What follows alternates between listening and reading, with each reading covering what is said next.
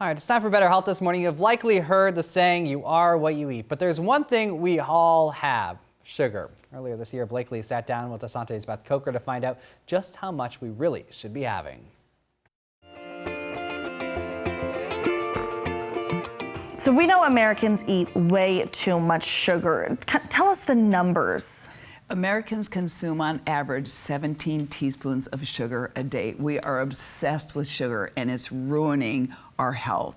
What we know is that refined sugar is what dietitians call empty calories. If the body doesn't use those calories for fuel, it stores them as fat. None of us can afford that extra fat. And we find refined sugar in our baked goods, in the sugary drinks that we consume, your energy drinks, your smoothies, our coffee drinks, soda. It's hidden everywhere, even in things like salad dressings and spaghetti sauces.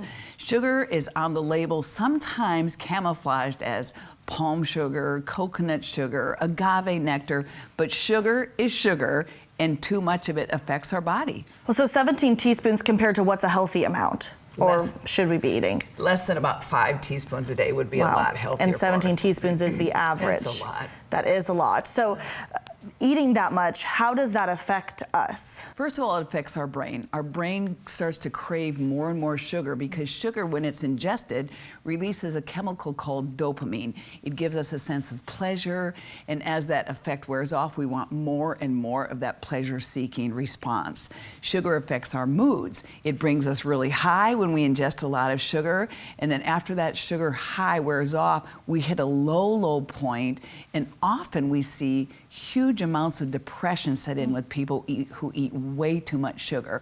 Sugar affects our skin. It can age our skin faster because it destroys the collagen and elastin in our skin. It also affects our liver, our kidneys, our teeth. It sits on our teeth and destroys the healthy enamel there. But the biggest thing is the body weight. Americans consume so much sugar that it stores as fat, and levels of obesity and type 2 diabetes have escalated. So how do we reduce the amount that we are taking in? Be a label reader. Look for things like on our granolas and our protein bars. Buy those that are less than 4 grams per serving.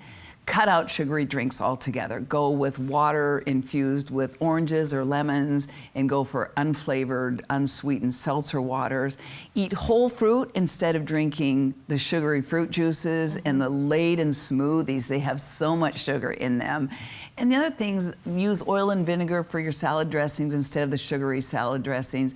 Be a mindful consumer. Read labels and start to reduce some of the sugar intake for both your children and your personal health. Yeah, it's overall good for your health, and just read those labels is what I'm hearing. That's it. All right, thanks so much, Beth. We'll be right back.